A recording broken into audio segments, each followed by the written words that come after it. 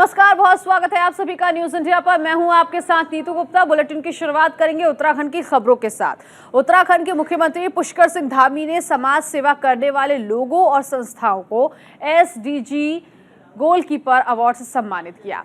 ये पहली बार है जब राज्य में इन अवार्ड्स की शुरुआत की गई है। देहरादून में आयोजित एक कार्यक्रम में सीएम धामी ने 27 लोगों और संस्थाओं को इन अवार्ड से सम्मानित किया। इन अवार्ड्स का मुख्य उद्देश्य जनहित के काम करने और समाज के लिए प्रेरणा बनने वाले लोगों को सम्मानित करना है।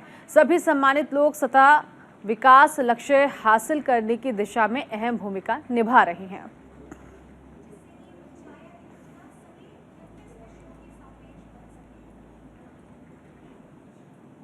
हमारी जो संस्थाएं हैं और बहुत सारे ऐसे महानुभाव हैं जिन्होंने अपने अपने क्षेत्रों में कुछ विशिष्ट कार्य किए हैं, तो सतत विकास लक्ष्य को प्राप्त करने में जो लगातार अपना योगदान दे रहे हैं, उन सभी को हम सम्मानित करेंगे। और उन सभी को जो हमारा माननीय प्रधानमंत्री नरेंद्र मोदी जी का आत्मनिर्भर भारत है, आत्मनिर्भर भारत की कल्पना को साकार करने में जो भी लोग अपना योगदान दे रहे हैं, उन सभी को सम्मानित करेंगे। आज हमने उनको सम्मानित किया है, उनका प्रोत्साहन किया है और हम अपेक्षा करते हैं कि सभी लोग आगे आएँ और सब लोग और हमारी सरकार भी लगातार इस दिशा में काम कर रही है कि ऐसे लोगों को साथ में लेकर सतत। उद्देश्य ये है कि हमारा जो बेसिकली गोल्स का जो पर्पस है, दो पर्पस है। एक तो ये कि हम जो कार्य कर रहे हैं उसका आउटकम क्या है, कितना फ़ायदा लोगों तक पहुंचा। दूसरा पर्पस है हम जो प्लान बना रहे हैं वो प्लान कैसा हो। तो दोनों पर्पस है। दोनों पर्पस के फुलफिलमेंट के लिए जो लोग काम कर रहे हैं उसको हम प्रेरित करें, ताकि हमारा जो कार्य योजनाएँ जो बन रही है वो और अच्छी बने, हम जो इम्प्लीमेंट कर रहे हैं कार्य योजनाओं को और अच्छी तरह से इम्प्लीमेंट हो। This is the purpose. तो एसडीजी गोलकीपर अवार्ड से इन सभी लोगों को सम्मानित किया गया है और ये सभी लोग जो हैं समाज में कोई ना कोई काम कर रहे हैं और इनके कामों से लोग प्रेरित भी हो रहे हैं। रोहित विक्रम इस वक्त हमारे साथ सीधे तौर पर जुड़ गए हैं, सहयोगी। रोहित, वाकई क्योंकि इस तरह का एप्रिसिएशन जो है देश में, प्रदेश में, समाज में बहुत ज़रूरी है, जिसके लिए इस अवार्ड फंक्शन का आयोजन किया गया। क्या खास बातें रहीं? जी देखिए नीतू, इस पूरे कार्यक्रम का मूल मंत्र जो है वो प्रधानमंत्री मोदी के स्लोगन से होके गुजरता है। प्रधानमंत्री मोदी ने पहले तो सबका साथ सबका विकास एक स्लोगन दिया था, लेकिन उसके बाद सबका साथ सबका विकास सबका विश्वास स्लोगन दिया, और उसके साथ ही एक कदम आगे बढ़ते हुए प्रधानमंत्री मोदी ने सबका साथ सबका विकास सबका विश्वास और सबका प्रयास इस स्लोगन के तहत जो है सरकारों को और सामाजिक क्षेत्र में काम करने वाले लोगों को आगे आने की अपील की है।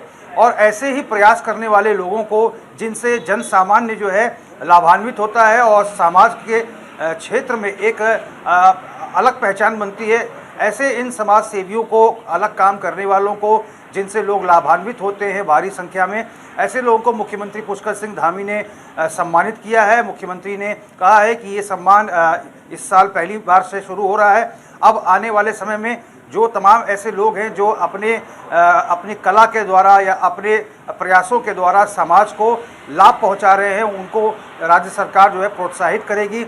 और उत्तराखंड की अगर बात करें तो देखिए नीतू, उत्तराखंड में बहुत सारे ऐसे लोग हैं, चाहे वो बॉलीवुड सिंगर जुबिन नौटियाल हों, वो उत्तराखंड के रहने वाले हैं। तिग्मांशु धूलिया जो फिल्म निर्देशक हैं वो उत्तराखंड के रहने वाले हैं।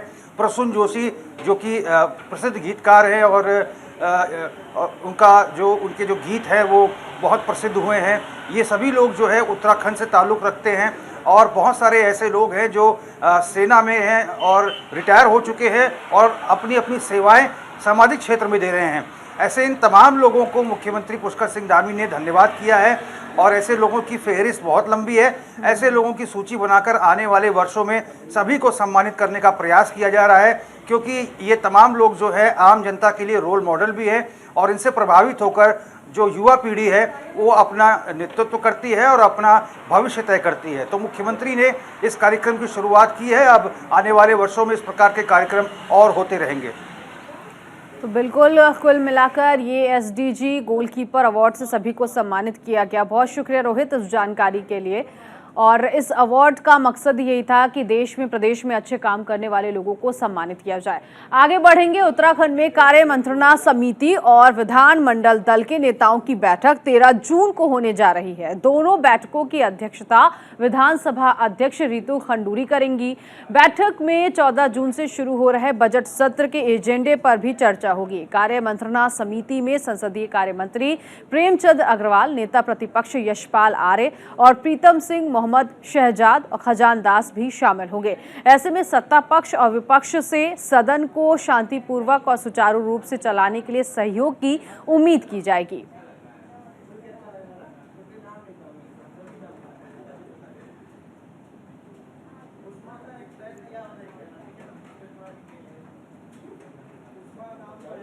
तेरह जून को कांग्रेस के युवराज राहुल गांधी को नेशनल हेराल्ड मामले में ईडी के सामने पेश होना है, जिसको लेकर कांग्रेस ने बीजेपी सरकार को घेरने की रणनीति बनाई है। कांग्रेस 13 जून को प्रदेश के सभी जनपदों में धरना प्रदर्शन करेगी। प्रदेश कांग्रेस केंद्र सरकार के नाम जिला प्रशासन को ज्ञापन सौंपेगी। अब कांग्रेस के इस राजनीति पर बीजेपी ने कटाक्ष किया है। कांग्रेस के कार्यक्रम को लेकर बीजेपी के प्रदेश उपाध्यक्ष डॉक्टर देवेंद्र भसीन ने कहा कि कांग्रेस को हमेशा ही राजनीति करने की आदत पड़ गई है, जबकि ईडी तो बस अपना काम कर रही है।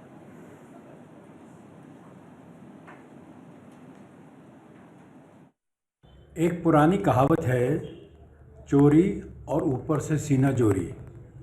ये कहावत कांग्रेस पर पूरी तरह लागू होती है।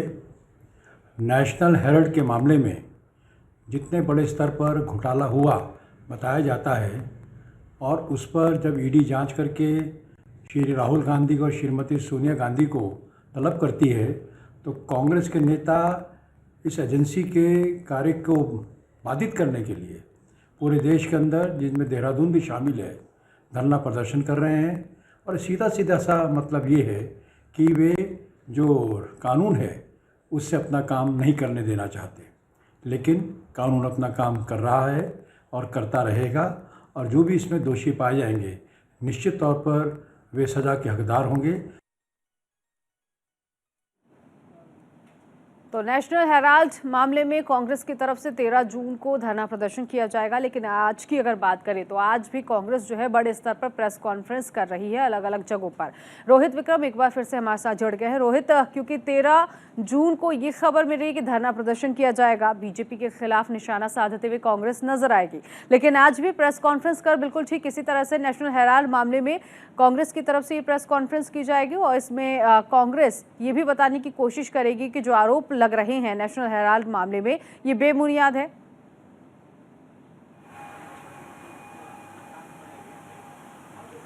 बिल्कुल नीतू, चूंकि कांग्रेस के प्रदेश अध्यक्ष करण माहरा और जितने भी वरिष्ठ नेता है, नेता प्रतिपक्ष यशपाल आर्य समेत तमाम जो वरिष्ठ नेता है, इन्होंने आगामी 13 जून यानी कि कल जो है सभी ज़िला मुख्यालयों में और देहरादून के गांधी पार्क और कलेक्ट्रेट परिसर में और ईडी के दफ्तर के सामने प्रदर्शन करने की बात कही है। और भारी से भारी संख्या में कांग्रेस के तमाम कार्यकर्ता अब विरोध करेंगे कि राहुल गांधी को ईडी के समक्ष प्रस्तुत होना पड़ रहा है, केंद्र सरकार अपने पावर का दुरुपयोग कर रही है।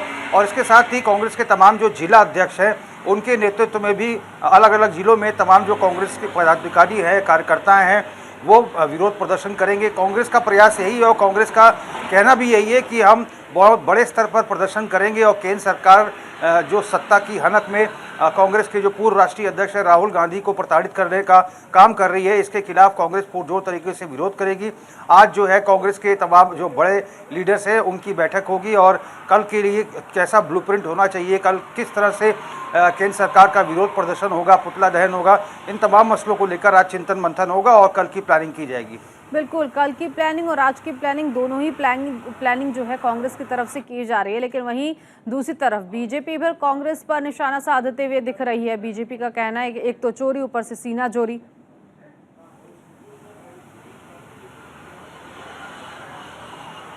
बिल्कुल नीतू, साफ तौर पर बीजेपी का यही कहना है कि कानून के लिए कोई भी व्यक्ति बड़ा या छोटा नहीं होता। कानून न्याय संगत अपना काम करती है और कानून यदि किसी को दोषी मानती है तो उसे उसके सम्मुख प्रस्तुत होना पड़ता है जांच पड़ताल के लिए। बीजेपी का ये भी कहना है कि इससे पहले भी बहुत सारे ऐसे मसले हुए हैं। तमाम जो बड़े लीडर्स हैं या जिनके ऊपर एलिगेशंस लगे हैं उनको कानून के सामने नतमस्तक होना पड़ा है। यदि वो दोषी नहीं पाए जाते हैं तो उनको बाइज्जत बरी किया जाता है, अगर वो दोषी पाए जाते हैं तो कानून अपना काम करता है। इसमें राजनीति वाली कोई बात नहीं है।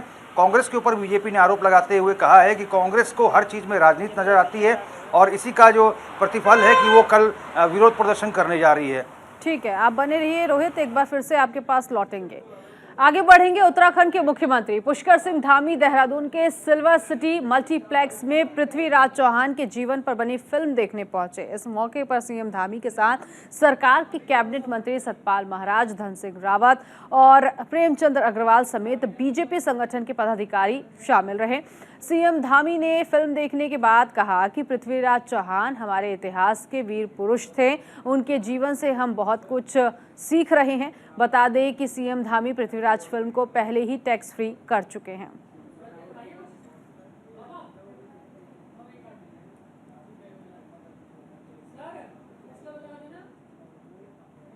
देखिए, पृथ्वीराज चौहान एक वीर शिरोमणि थे और उनकी बहादुरी, उनकी वीरता और उनका शौर्य हमारे आने वाली सभी पीढ़ियों को उनके स्मरण में रहना चाहिए, उनको ये पता लगना चाहिए और उन्होंने किस प्रकार से धर्म की रक्षा के लिए हमेशा उन्होंने कभी भी हार नहीं मानी और लगातार संघर्ष करते रहे।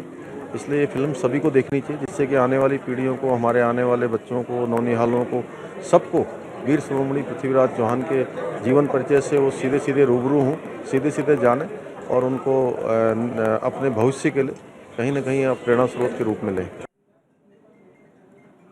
तो कुल मिलाकर आपको बता दें कि सम्राट पृथ्वीराज चौहान बीजेपी के तमाम नेता देखने पहुंचे और इसके साथ ही साथ मुख्यमंत्री पुष्कर सिंह धामी ने भी इस फिल्म को देखकर ना सिर्फ ये कहा कि ये फिल्म जो है वो वीर पुरुष पर आधारित है, बल्कि इस फिल्म को सभी को देखना चाहिए। आगे बढ़ेंगे। स्वास्थ्य विभाग ने कोरोना से बचाव की दूसरी और एहतियातन डोज से छूटे लोगों के लिए टीकाकरण अभियान शुरू कर दिया। अधिकारी ने बताया कि पहले दिन 4000 से ज्यादा लोगों को कोरोना टीका लगाया गया। उन्होंने कहा कि कोरोना संक्रमण काल के दौरान कोरोना से बचाव के लिए टीकाकरण केंद्रों पर लंबी कतार लग रही थी, लेकिन संक्रमण लगभग खत्म होने पर लोगों ने कोरोना से बचाव की डोज लगवाने में लापरवाही शुरू कर दी। ऐसे में हरिद्वार स्वास्थ्य विभाग ने घर घर जाकर टीकाकरण अभियान शुरू किया है, जिसके तहत लगातार लोगों को वैक्सीन लगाई जा रही है। कांग्रेस प्रदेश अध्यक्ष करण माहरा इन दिनों प्रदेश कांग्रेस की नई टीम खड़ी करने में लगे हुए हैं। ऐसे में पार्टी के भीतर गुटबाजी और वरिष्ठ नेताओं में खींचतान देखने को मिला। ऐसे में करण माहरा के सामने सबसे बड़ी चुनौती यही है। प्रदेश अध्यक्ष का जोर रहेगा कि लोकसभा चुनाव से पहले वो राज्य में पार्टी को एक बेहतर टीम दे सके। देखा गया है कि उत्तराखंड में कांग्रेस का झंडा बुजुर्ग नेताओं के सहारे ही खड़ा रहता है। ऐसे में खबरें हैं कि युवाओं को तरजीह मिल सकती है। प्रदेश अध्यक्ष करण माहरा के सामने जहां एक और अपने भरोसेमंद लोगों को टीम में जगह देने की चुनौती है, तो वहीं दूसरी ओर पूर्व सीएम हरीश रावत जैसे वरिष्ठ नेताओं के करीबियों को भी साधना है। इन सब पर बीजेपी ने कहा कि जनता ने उत्तराखंड में कांग्रेस को पूरी तरह से नकार दिया है।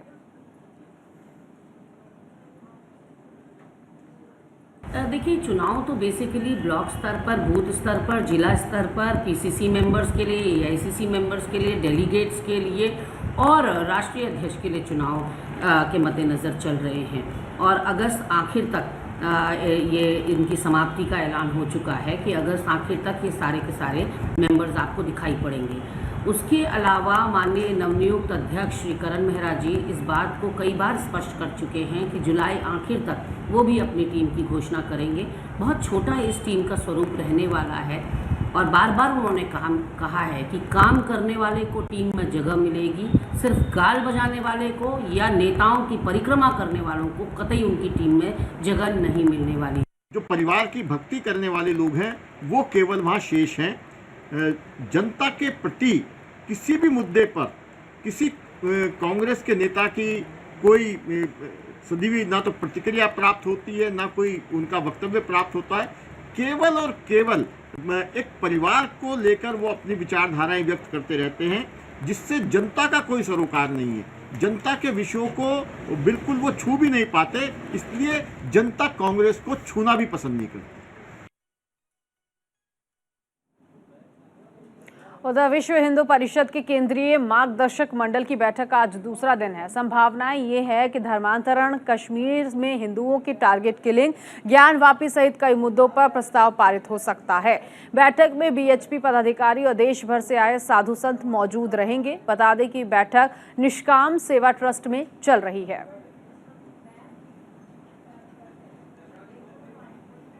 संजय पुंडेर इस वक्त मेरे सहयोगी जुड़ गए हैं इसी खबर पर आगे की जानकारी के लिए। संजय, बैठक को लेकर इस वक्त क्या अपडेट? बैठक शुरू हो गई है? लेकिन तो आपको बता दें, विश्व हिंदू परिषद के केंद्रीय मार्गदर्शन की 2 दिवसीय बैठक का आज दूसरा दिन है। हालांकि कल 3 बजे से इसकी शुरुआत हो गई थी और 300 से ज्यादा साधु संत और महामंडलेश्वर आचार्य तमाम इस बैठक में मौजूद है और तमाम मुद्दों पर यहाँ चर्चा की जा रही है। देश भर में जिस तरह से टारगेट किलिंग हो, ज्ञानवापी हो या धर्मांतरण हो, लव जिहाद हो, तमाम तरह के मुद्दों पर चर्चा की जा रही है। हालांकि आज बैठक का अंतिम दिन है और आज कई प्रस्ताव पारित तो हो सकते हैं। बैठक को लेकर कई दिनों पहले से ही यहाँ पर तैयारियां कर ली गई थी। बैठक का मुख्य उद्देश्य हिंदू संगठन को मजबूत करना है। हालांकि आपको बता दें, हिंदू धर्म के अस्तित्व की रक्षा के लिए समय समय पर इस तरह की बैठकें होती रहती है और यही वजह है कि लगातार साधु संत इकट्ठा होकर धर्म से जुड़ी बातों को लेकर यहाँ पर मंथन कर रहे हैं। हालांकि इस बैठक में विश्व हिंदू परिषद के तमाम बड़े नेता और लगातार ही साधु संत पहुंच रहे हैं। हालांकि बैठक का अंतिम दिन है और आज प्रेस वार्ता कर जानकारी दी जाएगी। नीतू, ऐसे में संजय, क्योंकि आज दूसरा दिन है इस बैठक का, अंतिम समापन दिन है, कल भी ये बैठक हुई थी, बहुत महत्वपूर्ण मुद्दों पर चर्चा की गई। कौन कौन से मुद्दे रहे जो इस बैठक में रखे गए? देखिए, लगातार ही देश भर में देख रहे हैं, ज्ञानवापी हो, कुतुब मीनार हो या फिर ताजमहल हो, तमाम तरह के विवाद इन दिनों देश भर में देखने को मिले हैं और जिस तरह से जुमे की नमाज के बाद देश भर में दंगे देखने को मिले हैं, इन सब बातों को लेकर यहाँ पर चिंतन मंथन करा जा रहा है। हालांकि जिस तरह से आने वाले साल भर के जो कार्यक्रम होंगे विश्व हिंदू परिषद के, उन पर भी कहीं ना कहीं चर्चा की जा रही है और आज कई अहम मुद्दों पर चर्चा की जाएगी। उसके बाद प्रस्ताव पारित किए जाएंगे। नीतू, बिल्कुल, ये 2 दिन की बैठक, ऐसे में संजय इन 2 दिन की बैठक में अलग अलग मुद्दों पर चर्चा की गई और आज भी कई मुद्दों पर, जो सामाजिक मुद्दे हैं, जो ज्वलंत मुद्दे हैं, उन पर चर्चा की जा रही है। इन मुद्दों को लेकर, इन बैठकों को लेकर मंथन आखिर क्या निकलता हुआ दिख रहा है आपको? देखिए नीतू, बैठक का मुख्य उद्देश्य है हिंदू संगठन को मजबूत करना है और आपने देखा है कि बीते दिनों भी लगातार धर्मनगरी हरिद्वार में धर्म संसद का आयोजन किया गया था, जिसमें देश भर के साधु संत पहुंचे थे। हालांकि बैठक में किसी विशेष समुदाय के खिलाफ टिप्पणी ना हो, इसको लेकर भी मॉनिटरिंग की जा रही है। तमाम विषयों पर यहाँ चर्चा की जा रही है और जिस तरह से लगातार ही धर्म से जुड़ी बातों को लेकर यहाँ पर चिंतन मंथन किया जा रहा है। हालांकि विश्व हिंदू परिषद का यह भी कहना है कि जिस तरह से साधु संत का मार्गदर्शन होगा, उन सब बातों को लेकर सब पर अमल किया जाएगा। ठीक है, बहुत शुक्रिया संजय इस जानकारी के लिए। आगे बढ़ेंगे। गोपेश्वर नगर पालिका अध्यक्ष पद पर उपचुनाव में आज वोटिंग हो रही है। मतदान को लेकर जहां बुजुर्ग और महिला मतदाताओं में काफी उत्साह देखने को मिला, तो वहीं युवा मतदाता भी पीछे नहीं है। तकरीबन 13,000 मतदाता आज उम्मीदवारों की किस्मत का फैसला करेंगे। गोपेश्वर नगर पालिका में कुल 11 वार्ड है। यहाँ चुनाव आयोग ने 18 पोलिंग बूथ बनाए हैं।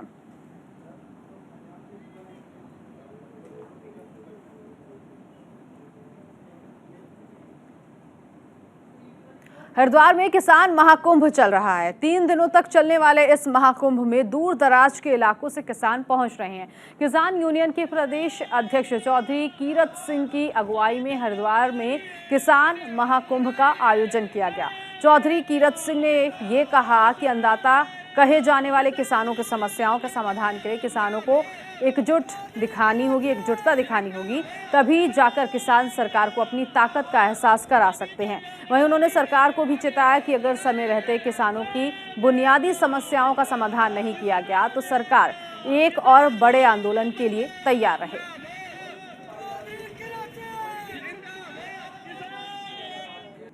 उधर बरसात के मौसम से पहले लक्सर नगर पालिका प्रशासन ने कमर कस ली है। लोगों को जलभराव की समस्या से दो चार ना होना पड़े, इसके लिए योजना बनाकर काम किया जा रहा है। प्रशासन ने शहर को 2 सेक्टरों में डिवाइड कर दिया है। दोनों सेक्टरों के नाले और नालियों की सफाई का काम शुरू कर दिया गया। बड़े नालों की सफाई के लिए सफाई मजदूरों की 1 दर्जन से ज्यादा टीम लगाई गई है।